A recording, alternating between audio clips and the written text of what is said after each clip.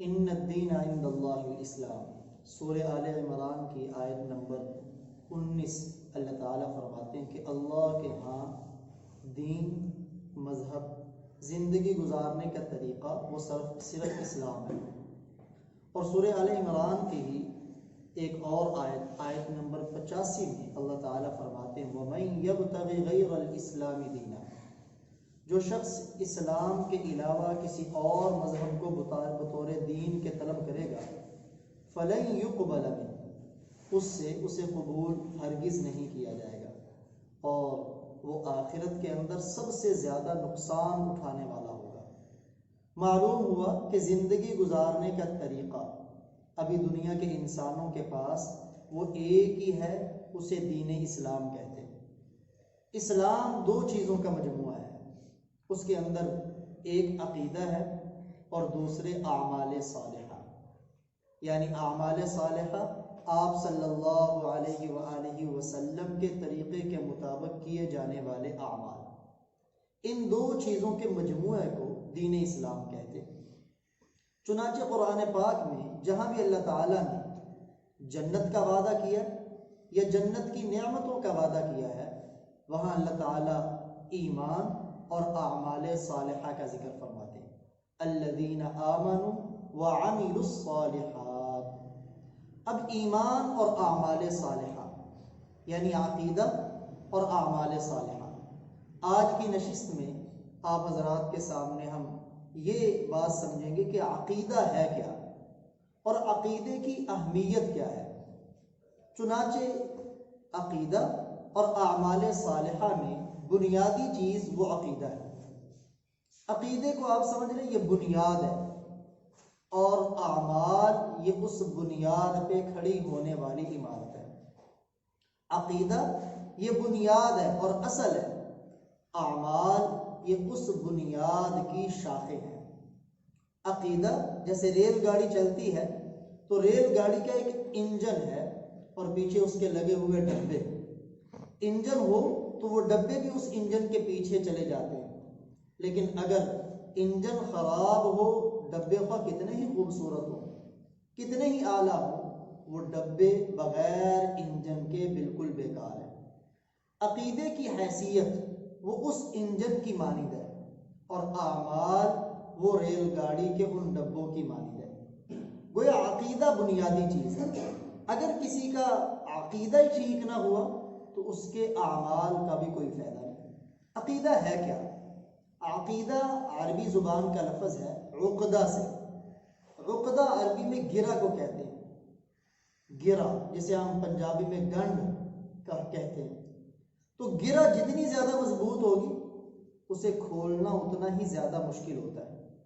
معلوم ہوا کہ انسان کا عقیدہ اس قدر زیادہ پختہ ہو کہ کوئی بھی وسوسہ ڈالنے والا، کوئی بھی شبہ ڈالنے والا ہمارے عقیدے کو برباد نہ کر سکے، ہمیں اپنے عقیدے سے ہلا نہ سکے، ہمیں اپنے عقیدے سے متزلزل نہ کر سکے۔ تو یہ عقیدہ، چنانچہ عقیدہ ہے کیا؟ کہتے ہیں انسان کا وہ نظریہ، عقیدہ کیا ہے؟ انسان کا وہ نظریہ جس کے اندر انسان کو یقین کامل حاصل ہوتا ہے، شک و شبہ نہیں ہوتا۔ اگر کسی عقیدے میں شک و شبہ ہے تو سمجھ لیں ابھی تک وہ عقیدہ بنا نہیں ہے، کیونکہ عقیدے میں پختہ یقین ہوتا ہے، اس کے ساتھ عمل کا دار و مدار نہیں ہے، عمل کا تعلق نہیں ہے۔ لیکن عقیدہ دل کے اندر پائے جانے والے گہرے نظریے کا نام ہے جس کے اندر ذرہ برابر بھی شک و شبہ نہ ہو۔ اب عقیدہ یہ جیسے میں نے آپ حضرات کے سامنے عرض کیا کہ عقیدہ ہی وہ چیز ہے، عقیدہ ہی وہ چیز ہے، اگر انسان کا عقیدہ ٹھیک ہے تو جنت میں داخلے کی بنیاد، اور دوسرا اعمال صالحہ۔ لیکن اگر کسی بندے کا عقیدہ ٹھیک نہیں تو یاد رکھیں جنت میں اسے داخلہ بھی نصیب نہیں ہوگا۔ جنت میں داخل ہونے کا ٹکٹ وہ انسان کا عقیدہ ہے، انسان کا عقیدہ۔ پھر اعمال کس لیے؟ اعمال تو جنت میں درجات کے لیے ہیں، یا اعمال پہل جنت میں داخل ہونے کے لیے۔ لیکن اگر عقیدہ ٹھیک نہیں تو جنت میں داخلہ بھی ممکن نہیں۔ چاہے انسان کتنے اچھے سے اچھے عمل کرتا ہو. جیسے اللہ تعالیٰ قرآن پاک میں فرماتے ہیں سورہ اعراف کی آیت نمبر 40، اللہ فرماتے ہیں لا يدخلون الجنہ حتی یلج الجمل فی سم الخیاط. جن کا عقیدہ خراب ہے، جن کے پاس صحیح عقیدہ نہیں ہے، وہ جنت میں داخل نہیں ہوں گے یہاں تک کہ اونٹ سوئی کے سوراخ سے نہ گزر جائے. جیسے ایک اونٹ سوئی کے سوراخ سے نہیں گزر سکتا، ایسے ہی برے عقیدے والا، خراب عقیدے والا جنت میں نہیں جا سکتا. کبھی اللہ تعالیٰ اس کی مثال قرآن پاک میں یوں بیان فرماتے ہیں کہ لَإِنْ أَشْرَكْتَ لَيَحْبَطَنَّ عَمَلُكَ، کہ انسان اگر شرک کا ارتکاب کرتا ہے تو اس کے باقی سارے عمل ضائع ہو جاتے ہیں. چنانچہ عرب کے اندر ایک آدمی تھا، بڑا مشہور آدمی عرب کا، اس کا نام تھا ابن جدعان. بڑا سخی آدمی تھا، بڑے نیک کام اس نے کیے، بڑے رفائی کام اس نے کیے، اچھے کام اس نے کیے جسے معاشرہ بھی اچھا سمجھتا ہے، لیکن عقیدہ ٹھیک نہیں تھا، شرک کے اندر تھا، مشرک تھا. ایک دن امی عائشہ صدیقہ سب کے رضی اللہ تعالیٰ عرض کرنے لگی یا رسول اللہ، کیا ابن جدعان کو اس کے وہ اعمال جو لوگوں کی فلاح و بہبود کے لیے اس نے کیے، جو لوگوں کے رفاع عامہ کے لیے اس نے کیے، اسے وہ جنت میں لے جائیں گے؟ تو آپ نے فرمایا بالکل نہیں. یا رسول اللہ اس کی کیا وجہ ہے؟ آپ نے فرمایا اس نے کبھی بھی یہ نہیں کہا اپنے اللہ سے مخاطب ہو کر کہ یا اللہ میرے گناہ معاف کر دے، یعنی کلمہ نہیں پڑھا، اس کے پاس عقیدہ نہیں تھا ٹھیک، جس کی وجہ سے اس کے زندگی کے تمام اعمال ان کا ذرہ برابر بھی اسے فائدہ حاصل نہیں ہوا. چنانچہ یہ جو عقیدہ ہے، اگر عقیدہ کسی کا ٹھیک نہیں ہے تو یاد رکھیں اس کے کیے ہوئے اعمال کا ذرہ برابر بھی فائدہ نہیں. لوگ عموماً مثالیں پیش کرتے ہیں جی فلاں آدمی نے بڑے رفائی کام کیا ہے، ایمبولینس چلا دی لوگوں کی خدمت کے لیے، جی اس نے تو ہاسپٹل بنا دیا، اس نے رفاع عامہ کا کام کیا، سرائے مسافر خانہ تعمیر کر دیا. لیکن بات جب ان سے کی جاتی ہے کہ ہم تو اس کے عقیدے کی بات کر رہے ہیں، اس کے عملوں کی بات نہیں کر رہے. اور یاد رکھیں عقیدے کی اگر بنیاد نہیں ہے تو عملوں کی عمارت اس پر کھڑی نہیں ہو سکتی. اس بات کو اللہ تعالیٰ نے قرآن پاک میں اس انداز میں بیان کیا کہ ایک آدمی صحرا میں سفر کرنے والا ہے تو اسے دور سے ریت کے ذرات چمکتے ہوئے پانی نظر آتے ہیں، حقیقت میں وہ پانی ہوتا نہیں ہے. تو اللہ تعالیٰ فرماتے ہیں جس کے پاس عقیدہ صحیح نہیں ہے اس کے اعمال کی ویلیو اور حیثیت سراب کی طرح ہے، یعنی دور سے نظر آنے والے پانی کی طرح ہے جو حقیقت میں پانی نہیں. وہ دیکھنے والا تو یہ سمجھ رہا ہے کہ اس کے اعمال کی بڑی قدر و قیمت ہے، لیکن اللہ تعالیٰ فرماتے ہیں والذین کفروا، جن کا عقیدہ خراب تھا، اعمالهم، ان کے اعمال کسراب بقیعہ یحسبہ الظمآن ماء، چٹیل میدان میں پڑے ہوئے سراب کی طرح جسے پیاسا آدمی پانی سمجھتا ہے لیکن قریب جاتا ہے تو وہاں پانی کا نام و نشان. اور اس بات کو اللہ تعالیٰ نے دوسرے انداز میں بھی بیان فرمایا کہ جس کا عقیدہ ٹھیک نہیں ہے اس کے اعمال کے اندر کتنا وزن ہے، جیسے راکھ کا ڈھیر ہو، بھوسا ہے نا، بھوسا فصل کا، اس کا ڈھیر لگا دیا جائے تو آندھی چلے تو اس کو اڑا کے دور پھینک دے. ایسے ہی اس کے پاس عملوں کا بہت بڑا ڈھیر ہے لیکن ان کے اندر وزن وہ راکھ کی مانند ہے. کل قیامت والے دن جب اس کے برے عقیدے کی آندھی چلے گی اس کے سارے اعمال کو کافور کر دے گی، ختم کر دے گی اور اسے ذرہ برابر فائدہ نہیں ہوگا. بڑی ایک بہترین مثال دی ہے امام اہل سنت، امام التفسیر حضرت علامہ مولانا سرفراز خان صفدر سب کے رحمت اللہ تعالیٰ نے بڑے اعلیٰ انداز میں عقیدے کو اور عمل کو سمجھایا، بڑا ہی اعلیٰ انداز. ایک قرآن پاک کی آیت اور ایک حدیث مبارکہ دونوں کے ضمن میں. قرآن پاک کی آیت کیا ہے؟ یہ جو مشرکین مکہ تھے یہ بیت اللہ کی تعمیر انہوں نے خود اپنی حلال کمائی سے کی. یہ حاجیوں کو پانی بھی پلاتے تھے، ستو گھول کر پلاتے تھے، مہمان آ جاتا تو اسے جگہ بھی دیتے اور اس کا اکرام بھی کرتے تھے. جب آپ صلی اللہ علیہ وسلم نے نبوت کا اعلان کیا تو ابو جہل سے بھی کہا میری نبوت مانو گے تو جنت میں جانا نصیب ہوگا، وگرنہ جنت میں جانا نصیب نہیں۔ ابو لہب کو بھی یوں ہی کہا، مکے کے سارے کافروں سے کہا۔ تو انہوں نے آگے سے جواب وہی دیا جو آج کل دین کا درد رکھنے والا لیکن علم سے بہرا انسان دیتا ہے۔ لو جی، ہم نے اتنی ایمبولینسیں چلائیں، ہم جنت میں نہیں جائیں گے، میں نے تو اتنے ہاسپٹل بنا دیے، میں جنت میں نہیں جاؤں گا۔ تو آگے سے ابو جہل اور ابو لہب نے بھی یوں ہی کہا، انہوں نے کہا ہم نے بیت اللہ تعمیر کیا، تعمیر کر کے بھی جنت میں نہیں جائیں گے۔ حاجیوں کو ہم پانی پلاتے ہیں، پانی پلا کے بھی جنت میں نہیں جائیں گے۔ ہم مہمانوں کو ٹھہراتے ہیں، مہمان خانہ بناتے ہیں کہ مہمانوں کا اکرام کر کے بھی جنت میں نہیں جائیں گے۔ تو آپ صلی اللہ علیہ وآلہ وسلم نے جواب دیا اللہ کے قرآن کے ساتھ۔ اللہ تعالیٰ نے قرآن پاک کی آیت نازل فرمائی، چنانچہ سورہ توبہ کی آیت نمبر 19 اللہ تعالیٰ فرماتے ہیں اجعلتم سقایۃ الحاج وعمارۃ المسجد الحرام کمن آمن باللہ والیوم الآخر، کہ تم نے حاجیوں کے پانی پلانے کو اور بیت اللہ کی تعمیر کرنے کو ایمان کے برابر سمجھ لیا؟ یہ ایمان کے برابر نہیں، ایمان کے بغیر تمہارے ان عملوں کا بھی کوئی فائدہ نہیں۔ یہ آیت مبارکہ قرآن پاک کی اور حدیث مبارکہ آپ حضرات نے سنی ہے، مشہور حدیث ہے صحیح بخاری میں، جسے امام بخاری رحمہ اللہ لے کے آئے کہ ایک عورت وقت کے نبی پہ ایمان رکھتی ہے لیکن ایمان کے مطابق اس کا عمل نہیں ہے، عمل برا ہے لیکن یعنی فاحشہ ہے، بدکارہ ہے، بے حیا ہے مومنہ، یعنی ایمان وقت کے نبی پہ رکھتی ہے، عقیدہ ٹھیک ہے، عمل ٹھیک نہیں ہے۔ جا رہی ہے، جاتی جاتی پیاس لگی، اس نے پانی پیا، قریب بیٹھے کتے کو جب دیکھا کہ وہ بھی اپنی زبان نمناک مٹی پہ رگڑ رہا ہے، اس عورت کو احساس ہوا کہ اسے بھی پیاس کی شدت لگی ہے، یہ بھی پیاس کی شدت میں مبتلا ہے، پانی اسے بھی پلا دیا۔ تو اب عقیدہ ٹھیک تھا، عمل ٹھیک نہیں تھا، اس کے چھوٹے سے عمل کی بنیاد پر اللہ تعالیٰ نے اس کے لیے جنت کا فیصلہ فرما دیا۔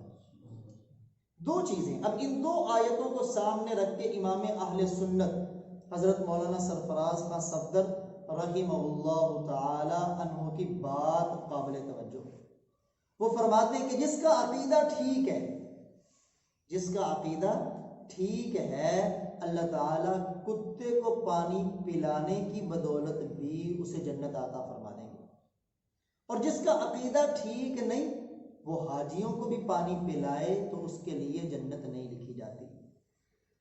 جس کا عقیدہ ٹھیک ہے وہ محلے میں بننے والی مسجد میں ایک اینٹ لگائے، اللہ تعالیٰ کی طرف سے جنت مل جائے گی، اور جس کا عقیدہ ٹھیک نہیں وہ بیت اللہ بھی تعمیر کر دے، اس کے مقدر میں جنت نہیں ہے۔ کس قدر اہم بات ہے عقیدے کی، اس لیے عقیدہ بنیادی چیز ہے، سب سے اہم ترین چیز وہ عقیدہ ہے۔ اب اس عقیدے کو، عقیدے کی محنت سب انبیاء نے کی، سب سے بڑی محنت عقیدے کی انبیاء علیہ، چنانچہ ہر نبی نے جو اپنی قوم کو آ کے دعوت دی، سب سے پہلی دعوت عقیدے کی دعوت تھی، نظریے کی دعوت تھی۔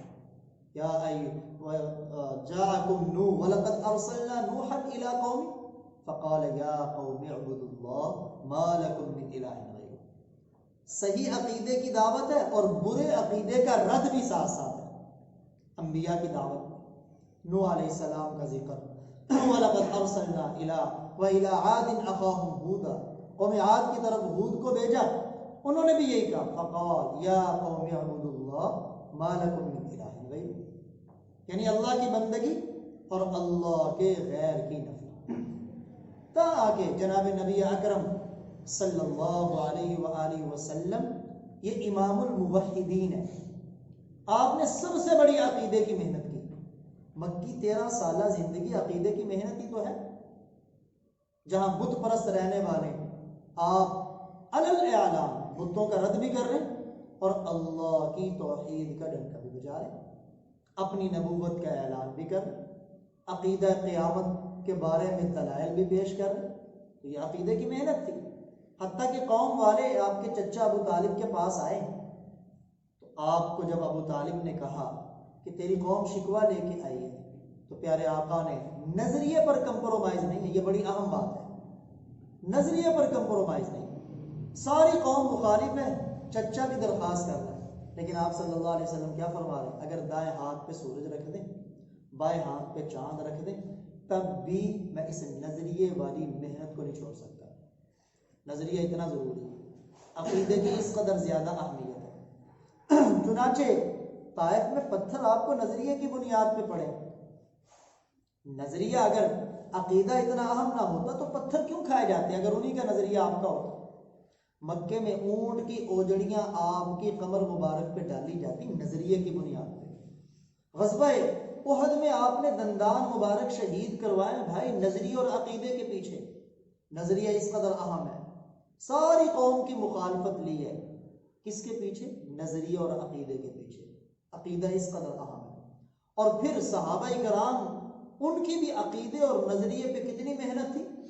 سیدنا صدیق اکبر سب کے رضی اللہ تعالی دور خلافت ہے، تو آپ نے اپنی خلافت کے ابتدا میں ہی مسیلمہ کذاب کے خلاف لشکر روانہ کیا۔ یہ کس لیے لشکر روانہ ہو رہا ہے؟ عقیدے کی بنیاد پر۔ مسیلمہ کذاب عقیدہ ختم نبوت کے خلاف ہی ہوا تھا نا، تو سب سے زیادہ صحابہ کرام اس نظریے کی جنگ میں شہید ہوئے، اور نظریے کی جنگ میں شہید ہونے والا شہادت کے بڑے اعلیٰ مرتبے پہ فائز ہوتا ہے، یہ عقیدے کی محنت تھی۔ اور پھر تابعین میں امام الائمہ، سراج الامہ، کشف الغمہ، امام اعظم ابو حنیفہ سب کے رحمت اللہ تعالی علیہ تابعین میں سے ہیں، انہوں نے بھی عقیدے کی محنت فرمائی۔ ہمارے عقائد میں ایک عقیدہ ہے وجود باری تعالیٰ اور توحید باری تعالیٰ کا۔ ہمارا عقیدہ ہے اللہ تعالیٰ کا وجود ہے، ہم اللہ کو مانتے ہیں کہ اللہ ہے، اور ہمارا عقیدہ ہے کہ اللہ ہے بھی ایک۔ اللہ کا وجود مانتے ہیں کیونکہ اللہ کا وجود نہ ہو تو کائنات کا نظام بن نہیں سکتا، اور اللہ کو ایک مانتے ہیں کیونکہ کئی خدا ہوں تو کائنات کا نظام چل نہیں سکتا۔ وجود مانتے ہیں تاکہ کائنات کا نظام تبھی بن سکتا ہے جب کوئی بنانے والا ہو، اور وہ اللہ، اور یہ تبھی چل رہا ہے کہ وہ چلانے والا اکیلا ہے۔ یہ ہمارا عقیدہ ہے کہ اللہ کا وجود بھی ہے، یعنی وجود باری تعالیٰ اللہ موجود ہے، اور توحید باری تعالیٰ کہ اللہ تعالیٰ ایک ہے، ایک سے زائد نہیں۔ تفسیر ابن کثیر میں علامہ ابن کثیر رحمہ اللہ سورہ بقرہ کے 3 رکوع یا ایھا الناس اعبدوا ربکم، اس کے تحت کئی واقعات لے کے آئے توحید باری تعالیٰ اور وجود باری تعالیٰ پر۔ اس میں ایک واقعہ جو آپ حضرات کی نظر کرنا چاہتا ہوں وہ امام اعظم ابو حنیفہ سب کے رحمت اللہ تعالیٰ ان کا واقعہ ہے کہ ان کے پاس دہریوں کی ایک جماعت آئی، آ کے کہنے لگی ہم آپ سے مناظرہ کرنا چاہتے ہیں، آپ سے گفتگو کرنا چاہتے ہیں، ہم نہیں اللہ کو مانتے کہ اللہ ہے۔ امام صاحب رحمہ اللہ تعالیٰ نے فرمایا میں ابھی مصروف ہوں، تم بعد میں آ جانا، ایک بڑا اہم مسئلہ مجھے درپیش ہے، اس کا حل نہیں مجھے مل رہا۔ وہ کہنے لگے اگر آپ کو حل نہیں مل رہا ہمارے سامنے ذکر کر دیں، ہو سکتا ہے ہمارے پاس حل ہو۔ تو امام صاحب نے فرمایا میں پریشان ہوں، ایک آدمی ہے اس نے سفر کرنا ہے، اس کی بستی والے سارے لوگ دوسری بستی میں جو تجارت کے لیے جاتے ہیں تو درمیان میں دریا پڑتا ہے، کشتی کے ذریعے دریا کو پار کرتے ہیں، لیکن وہ ایک آدمی ہے آج اس نے جانا ہے، وہ دریا پہ پہنچا لیکن دریا پہ کشتی کوئی نہیں، جانا بھی اس نے ضرور ہے، تو وہ کیسے جائے گا؟ ہوا یہ اچانک ایک درخت خود ہی کٹ گیا، زمین پہ گرا، خود ہی چرنے لگا، چر کے خود بخود اس کے پھٹے بن گئے، پھٹے جب بنے خود بخود وہ پھٹے آپس میں جڑنے لگے، جڑ کر خود بخود کشتی تیار ہو گئی، کشتی پانی میں خود بخود آ گئی۔ اب بغیر ملاح کے وہ آدمی اس کشتی پہ سوار ہوا، بغیر ملاح کے وہ کشتی چلتی چلتی اسے دریا کے دوسرے کنارے لے آئی۔ میں حیران ہوں یہ کیسے ہوا، اس معاملے میں پریشان۔ وہ ہنسنے لگے آگے سے، کہنے لگے ہم تو آپ کو بڑا امام سمجھتے تھے، آپ کو تو ذرے کا بھی پتہ نہیں، بلا درخت بغیر کٹنے کے کٹتا ہے کبھی؟ وہ بیوقوف ہی ہوگا جو کہے کہ درخت بغیر کٹنے کے کٹ گیا. بلا بغیر چیرنے کے درخت چرتا ہے، جو کہتا ہے وہ بیوقوف ہی ہوگا. بلا بغیر پھٹے بنانے کے بنتے ہیں، یہ تو نہیں ایسا ہوتا، بیوقوف ہی کہہ سکتا ہے ایسا. بغیر کشتی بنانے کے بنتی نہیں ہے، اور بغیر ملاح کے کشتی چلتی نہیں.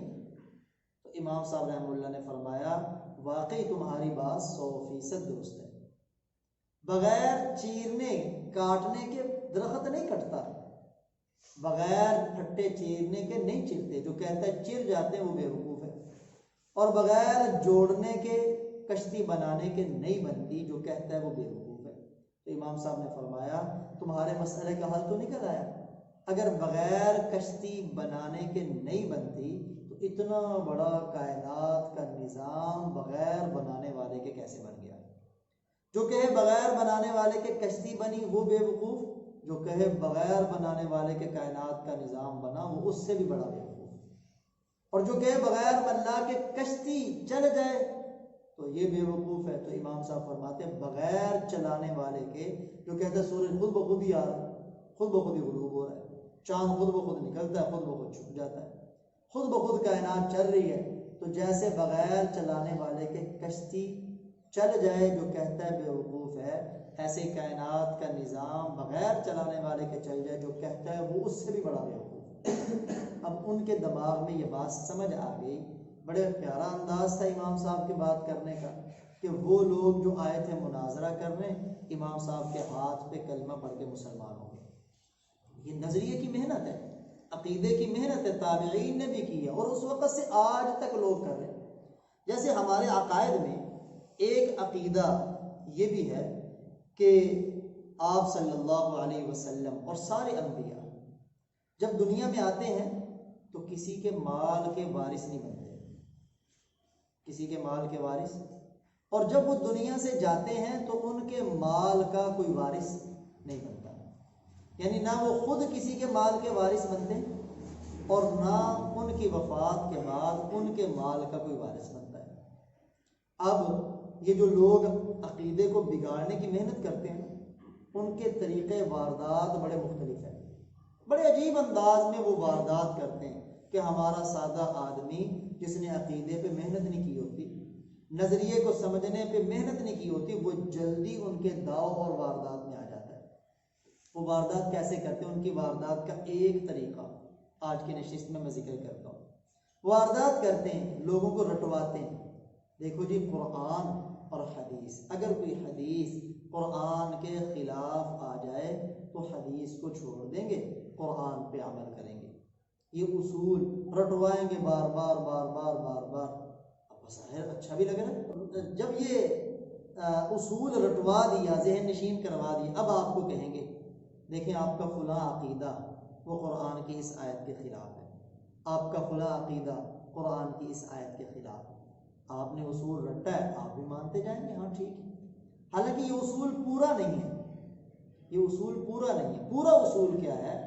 اگر کوئی حدیث مبارکہ قرآن کی آیت کے بظاہر خلاف نظر آئے تو فوراً حدیث کو چھوڑنا نہیں، بلکہ ان دونوں دلیلوں میں ایسی راہ نکالنی ہے کہ حدیث پر بھی عمل ہو جائے اور قرآن کی آیت پر بھی عمل ہو جائے، جسے ہم کہتے ہیں تطبیق دینا. تطبیق دینا. جیسے ایک آدمی کہتا ہے جی غلام احمد صاحب صبح فجر میں مسجد میں آئے، دوسرا کہتا ہے نہیں آئے. اب فجر میں آئے ہیں یعنی فجر کے وقت آئے ہیں، دوسرا کہتا ہے نہیں آئے. جس نے کہا آئے ہیں اس کی مراد تھی فجر کی جماعت کے بعد آئے، اور جس نے کہا نہیں آئے اس کی مراد تھی فجر کی جماعت میں تو ملے.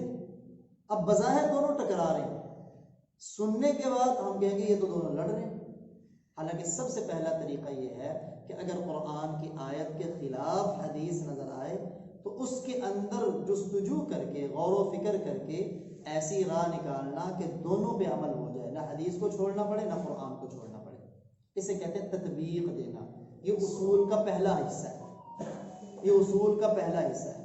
لیکن اگر تطبیق ممکن نہ ہو، یعنی بڑی کوشش کی کہ دونوں پہ عمل ہو جائے، پھر بھی حدیث قرآن کی آیت کے خلاف نظر آ رہی تو اب حدیث کو چھوڑ دیں گے اور قرآن کی آیت پہ عمل کریں گے. بطور مثال کہ میں 2 مثالیں آپ کے سامنے عرض کرتا ہوں۔ پہلی مثال یہی جو میں نے عرض کی کہ انبیاء علیہم الصلاۃ والتسلیمات جب دنیا میں آتے ہیں تو کسی کے مال کے وارث، بولیں بھی، کسی کے مال کے وارث نہیں بنتے، اور جب دنیا سے جاتے ہیں تو کوئی ان کے مال کا وارث نہیں بنتا۔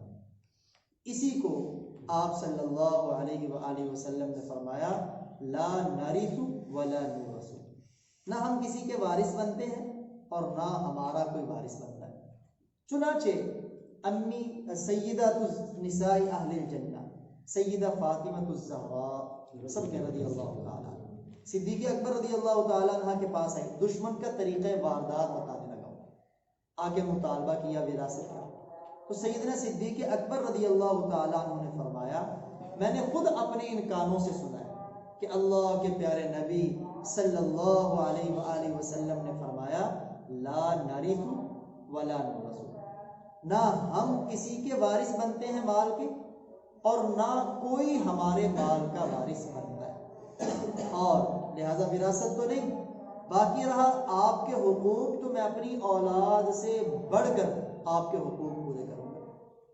اب دشمن نے وار کیا، عقیدے پہ حملہ کیا، وہ کیسے؟ اس نے کہا دیکھیں قرآن میں ذکر ہے کہ انبیاء کے وارث بنتے ہیں، یہ جو حدیث تم پیش کر رہے ہو نا یہ تو قرآن کے خلاف ہے۔ قرآن پاک میں آتا ہے یرثنی ویرث من آل یعقوب، سب سے پہلی دلیل۔ زکریہ علیہ السلام اللہ تعالیٰ سے دعا کر رہے ہیں کہ یا اللہ مجھے ایسا بیٹا عطا فرما جو میرا بھی وارث بنے، ویرث من آل یعقوب، آل یعقوب کا بھی وارث ہو۔ قرآن پاک میں ووارث سلیمان داود، سلیمان داود کے وارث بنے۔ اب یہ 2 دلیلیں پیش کر کے کہے گا دیکھو قرآن کہہ رہا ہے کہ اللہ کے نبی زکریا دعا مانگ رہے ہیں یا اللہ بیٹا دے جو میرا وارث بنے، حدیث کہہ رہی ہے وارث وراثت نہیں ہے۔ اب ہم حدیث کو لیں گے یا قرآن کو لیں گے؟ آگے اصول تو رٹا ہوا ہے کہ واقعی جو قرآن کے خلاف حدیث آئے گی حدیث کو چھوڑ دیا جائے گا، قرآن کی آیت کو لے لیا جائے گا۔ اور قرآن کہتا ہے ووارث سلیمان داود، سلیمان داود کے وارث بنے۔ اب قرآن کہہ رہا ہے بیٹا اپنے باپ نبی کا وارث بنتا ہے، حدیث کہہ رہی ہے وراثت نہیں ہے۔ یہ حدیث قرآن کی ان آیتوں کے خلاف ہے، تو اب ہم کس پہ عمل کریں گے؟ ظاہری جواب یہی دیا جائے گا حدیث کو چھوڑ دیں گے، قرآن پہ عمل کریں گے؟ نہیں۔ جب بھی آپ کے سامنے آپ کے نظریے پہ کوئی حملہ کرتا ہے فوراً اس کے داء میں نہ آئیں، بلکہ آپ یہ سوچیں کہ یار میرا اپنا قصور ہے، میں نے نظریے پہ محنت نہیں کی، مجھے اس کا جواب نہیں آتا، وہ الگ، یعنی میرے اپنے علم کی کمی ہے کہ میں نے محنت نہیں کی، وگرنہ اپنے نظریے کو فوراً چھوڑنے کے لیے تیار نہ ہو جائے۔ اب اس کا مطلب سمجھیں، جو میں نے کہا ہے نا کہ ایسا راستہ نکالنا، ایسی وضاحت کرنا قرآن اور حدیث کی کہ حدیث پہ بھی عمل ہو جائے اور قرآن کی آیت پہ بھی عمل ہو جائے۔ آپ کی توجہ چاہتا ہوں، بڑی اہم بات۔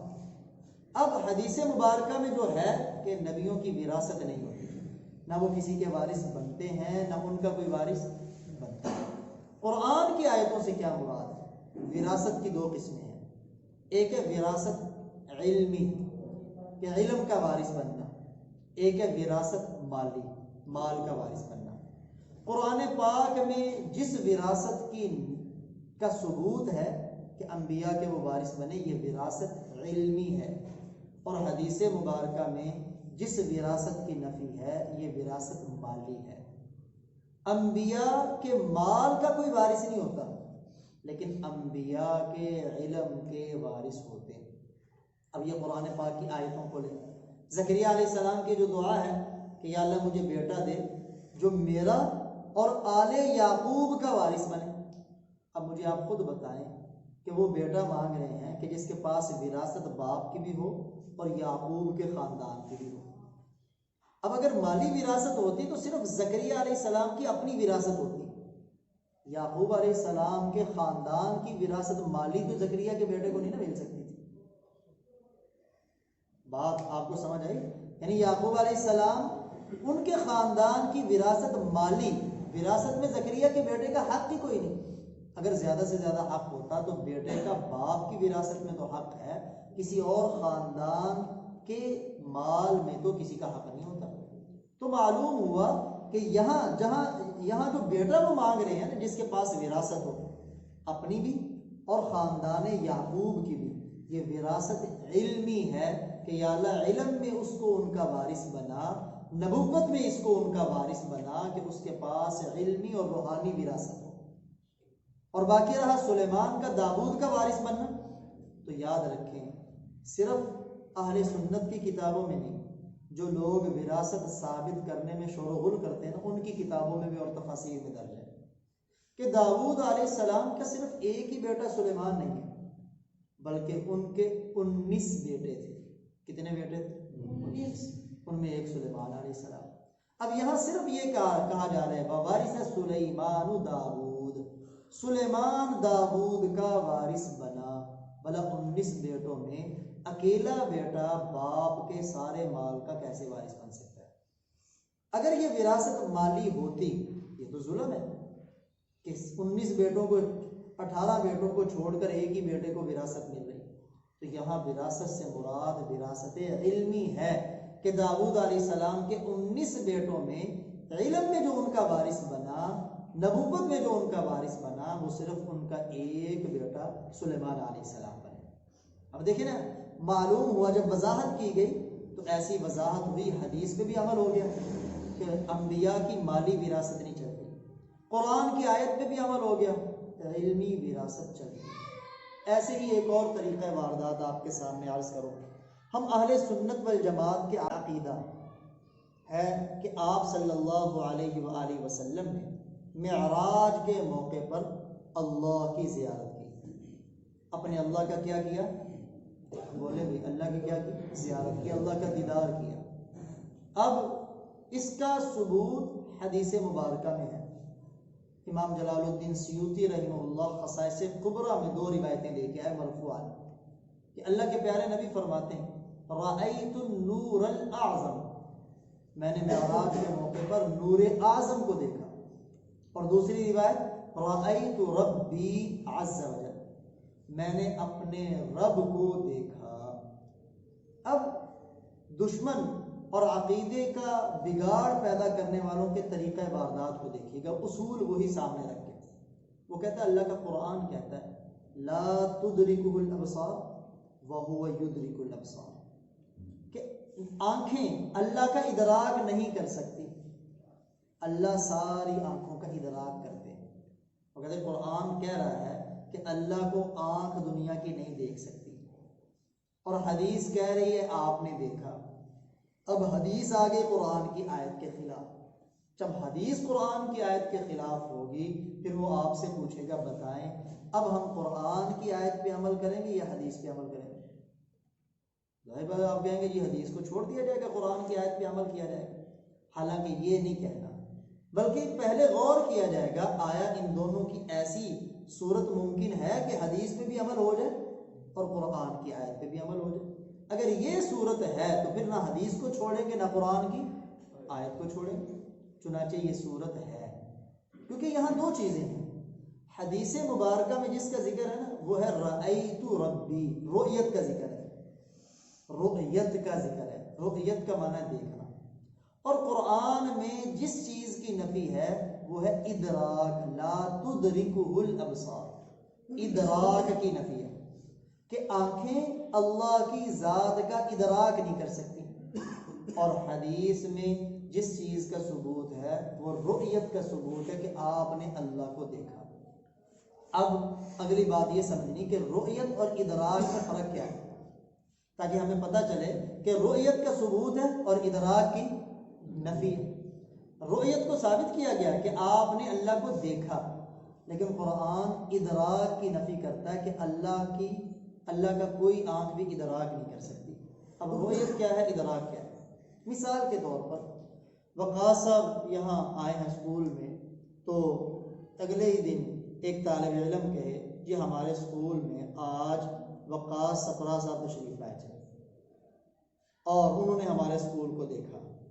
دوسرا طالب علم کہتا ہے نہیں، انہوں نے اسکول کو نہیں دیکھا، حالانکہ یہ آئے تھے، وہ طالب علم کہتا ہے جی وہ اسکول میں داخل ہوئے تھے، اسکول کے دفتر میں بیٹھے تھے. دوسرا طالب علم کہتا ہے اسکول میں داخل ہو کے دفتر میں تو بیٹھے تھے، اندر اسکول کے حال کو نہیں دیکھا انہوں نے، اسکول کے کمروں کو نہیں دیکھا، اسکول کے چمن کو نہیں دیکھا، اسکول کی چھت پہ بنے کمروں کو انہوں نے نہیں دیکھا. اب آپ مجھے بتائیں دونوں طالب علم سچے ہیں یا ان میں کوئی جھوٹا ہے؟ دونوں سچے ہیں. یعنی ایک جو ثابت کر رہا ہے وہ اجمال کو ثابت کر رہا ہے کہ آئے ہیں دفتر میں بیٹھے بس مختصر دیکھا اور چلے گئے، اور جو نفی کر رہا ہے وہ تفصیل سے سارے اسکول کے دیکھنے کی نفی کر رہا ہے. بس ادراک نام ہے تفصیل سے اللہ تعالیٰ کا مکمل ادراک کرنا، پا لینا اللہ کو، اور رؤیت نام ہے وہی مختصر کرنا. یعنی جیسے مختصر دیکھا ہے لیکن تفصیل سے نہیں دیکھا تو ادراک نام ہے تفصیل کا، اور رؤیت نام ہے اختصار کا، اجمال کا. اب حدیث اپنی جگہ پہ ٹھیک کہ آپ نے اللہ کا دیدار کیا ہے، اللہ کی زیارت کی ہے، لیکن اللہ کا ادراک نہیں کیا. اب قرآن کی آیت بھی ٹھیک ہے کہ اللہ کا ادراک کوئی آنکھ نہیں کر سکتی، اور حدیث مبارکہ بھی ٹھیک کہ آپ نے معراج کے موقع پر اللہ کی زیارت کی.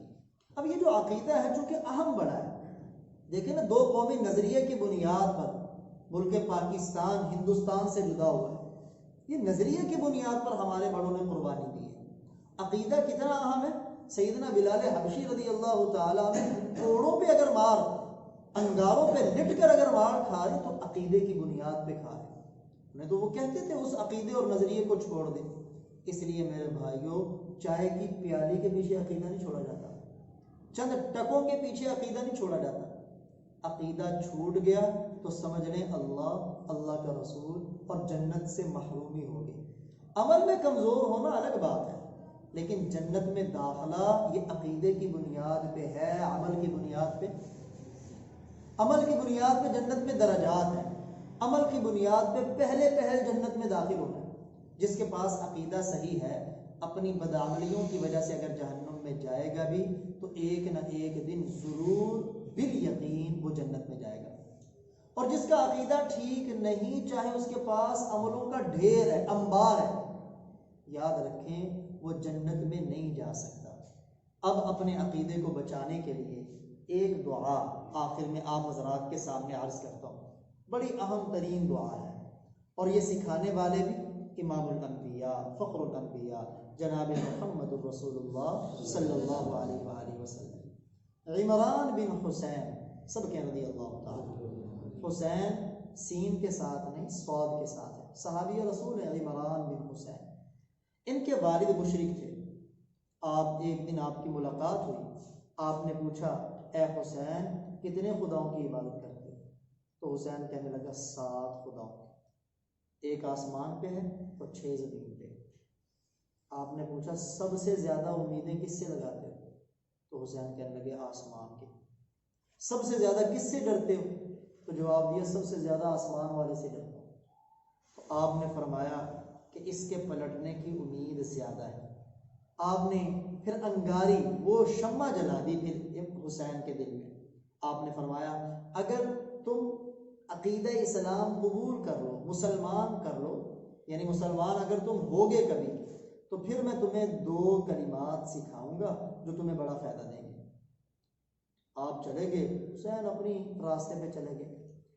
پھر ایک عرصے کے بعد، دیکھیں پیارے نبی کی بات تھی، جس کے دل کے اندر حق کی طرف، دیکھیں نا وہ اللہ جو آسمان والا اللہ ہے اس سے امیدیں اس کی زیادہ وابستہ ہیں، اس سے ڈر بھی اس کو زیادہ ہے.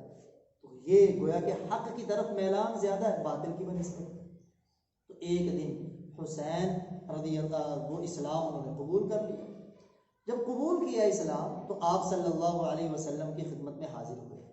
آ کے عرض کرنے لگے یا رسول اللہ فلاں فلاں وقت کو یاد کریں، آپ مجھے ملے تھے، آپ نے کہا تھا اگر تم کبھی مسلمان ہوئے تو پھر میں تمہیں 2 کلمات سکھاؤں گا، وہ تمہیں بڑا فائدہ دیں گے. تو یا رسول اللہ آپ کو وہ بات یاد ہے؟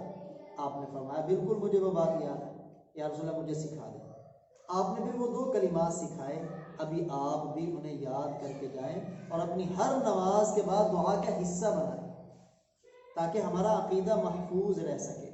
وہ دعا کیا ہے؟ پہلے کلمات اللہم الہمنی رشدی، کہہ لیں سارے،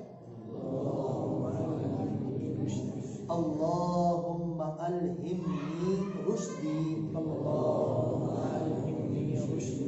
اے اللہ میرے دل میں رشد و ہدایت کو ڈال دے۔